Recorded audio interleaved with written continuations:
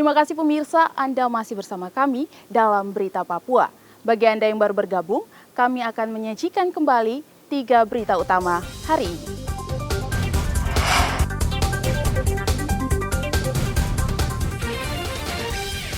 Penyidik Kejaksaan Tinggi Papua Barat menangkap buronan korupsi proyek pembangunan pasar Teluk Bintuni. Ribuan babi mati, Dinas Kesehatan pastikan flu babi tidak menular ke manusia. Panitia pemilihan distrik di Kabupaten Kepulauan Yapen dilaporkan ke Bawaslu karena saksi partai dan caleg tidak diberikan berita acara rekapitulasi.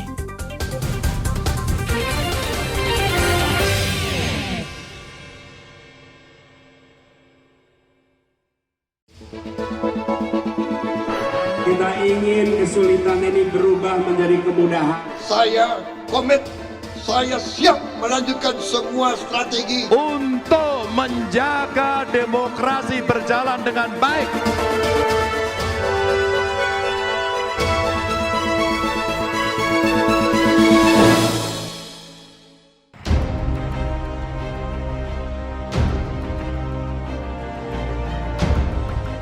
Tidak terima saksinya tidak diberikan berita acara pleno tingkat distrik, seorang calon legislatif melaporkan PPD Yapen ke Bawaslu. Boy Dawir mengadukan panitia pemilihan tingkat distrik Yapen yang tidak memberikan berita acara kepada saksi partai dan caleg yang hadir. Kami belum mendapatkan berita acara hasil pleno, sehingga ini yang kami sampaikan ke Bawaslu Yapen. Semua PPD wajib untuk setelah melakukan pleno harus memberikan berita acara hasil rekapitulasi suara. Diberikan di saat pleno itu sebelum ditutup.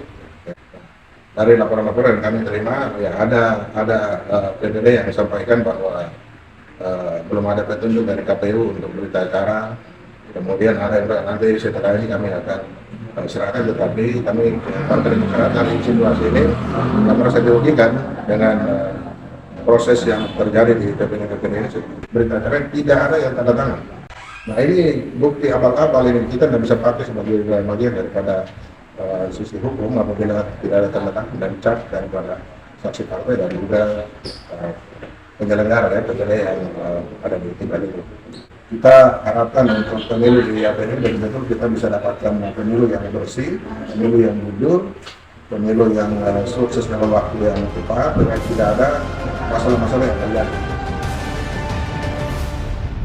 Ketua Bawaslu Kepulauan Yapen, Hofni Mandripon, mengatakan pihaknya sudah merekomendasikan ke KPU Yapen agar seluruh saksi di setiap tingkatan menerima berita acara rekapitulasi, karena itu adalah hak saksi partai dan caleg.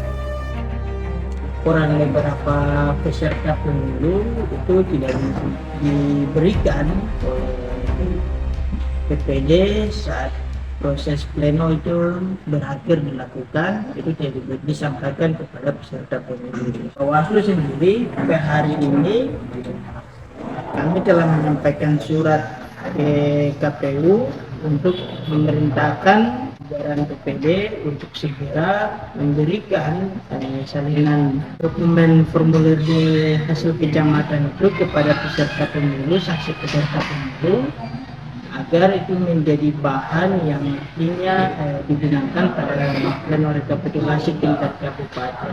Dan kami memberikan waktu kepada KPU untuk segera menginstruksikan kepada jajaran PPD-nya paling lambat 2 hari untuk sudah menyerahkan dokumen tersebut kepada peserta pemilu. Karena itu bagian daripada hak peserta pemilu. Bawaslu akan terus memantau jalannya rekapitulasi tingkat distrik dan jika rekomendasi yang dikeluarkan tidak dijalankan KPU, maka akan dilakukan pemanggilan terhadap komisioner KPU. Eman Beta melaporkan dari Kepulauan Yapen, Papua.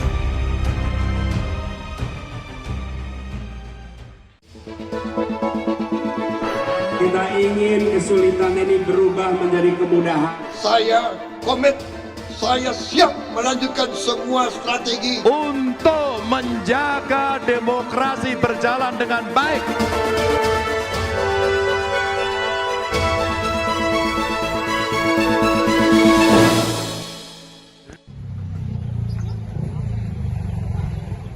Pemilihan umum di tanah Papua yang berlangsung 14 Februari berjalan dengan aman dan lancar tanpa ada gangguan dari kelompok kriminal bersenjata atau KKB. Saat ini perhitungan dan rekapitulasi suara di tingkat distrik terus berlanjut. Sebagian caleg senang bisa terpilih mewakili konstituennya, namun sebagian lagi ada yang kecewa karena gagal menjadi anggota dewan. Kapolda Papua Irjen Matius Fakiri mengimbau caleg bersikap legowo atau lapang dada karena menang dan kalah dalam pemilu adalah hasil pilihan rakyat. Tentu saya berharap sekali lagi apapun hasil yang telah diperoleh dari masing-masing calon, ini saya minta untuk bisa menerima dengan legowo dan juga bisa tidak melakukan gerakan tambahan yang berdampak pada gangguan situasi keamanan di masing-masing kabupaten kota. Saya juga berharap protes daripada hasil pemilu termasuk nanti hasil PSU itu dilakukan melalui sesuai dengan mekanisme yang baik. Karena ada Panwaslu di situ, ada Gakundu, silakan nanti dilaporkan ke Polres maupun ke Bawaslu sehingga penanganan bisa segera.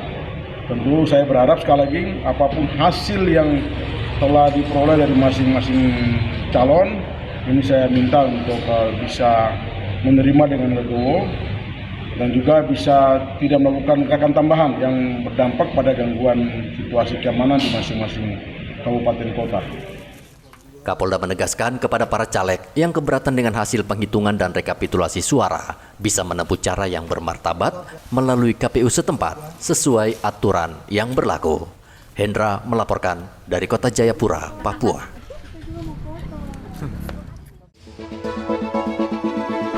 Kita ingin kesulitan ini berubah menjadi kemudahan. Saya komit, saya siap melanjutkan semua strategi untuk menjaga demokrasi berjalan dengan baik.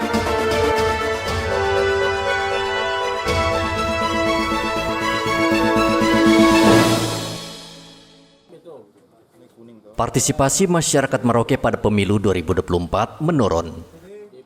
Hal ini terlihat dari banyaknya surat suara yang tidak tercoblos di sejumlah TPS di Merauke 14 Februari lalu. Dari hasil rapat pleno rekapitulasi suara yang dilakukan PPD Distrik Merauke, hanya sekitar 68% masyarakat yang datang ke TPS dan mencoblos pilihan mereka. Prosentase ini lebih rendah dibanding pemilu tahun 2019. Kalau partisipasi pemilih, kalau kami lihat dari hitungan yang dilakukan ini kurang lebih 68% ini mereka melakukan menggunakan hak pilihnya. 68% saja. 68% ini. Jadi memang kelihatan pada sisa-sisa surat suara yang banyak sisa yang tidak digunakan itu bisa mencapai puluhan, bahkan bisa ada yang mencapai ratusan. Tetapi per satu TPS itu? Ya, tapi lebih signifikan puluhan, itu di angka puluhan, 2 digit saja. Rendahnya partisipasi masyarakat salah satunya disebabkan aturan dan penggunaan KTP untuk mencoblos yang menuai pro kontra antara petugas TPS dengan warga. Ketua KPU Merauke Roske Bubun mengatakan sesuai aturan, semua KPPS yang bertugas di TPS sudah mendapat bimbingan teknis, sehingga mereka memahami aturan penggunaan KTP saat mencoblos, sehingga seharusnya tidak ada masalah. Kami sudah lakukan BIMTEK dan terkait dengan peraturan-peraturan, terkait dengan KTP ini memang kami punya KPPS sangat jelas ya bahwa kami tidak mengakomodir KTP yang dari luar. Ya, KTP yang bisa dilayani adalah KTP yang sesuai dengan alamat domisili. Ya, sehingga ada 3 kategori pemilih. Ini kan sudah dijelaskan bahwa ada DPT, ada DPTB dan ada DPK. Untuk kategori DPK ini adalah kita bisa layani sepanjang pemilih tersebut menggunakan KTP sesuai dengan alamat domisili, yaitu wilayah Merauke dan wilayah kelurahan kampung sekitarnya. Sehingga banyak yang tidak mencoblos ini karena mereka berdomisili KTP luar. Itu yang dilakukan. Dan memang ini petugas-petugas kami cukup paham terkait dengan ini untuk melaksanakan pelaksanaan pemilu kemarin. Saat ini 21 distrik di Merauke sudah menggelar rapat pleno rekapitulasi suara, tinggal menunggu 1 distrik. Muhammad Ridwan melaporkan dari Merauke, Papua Selatan.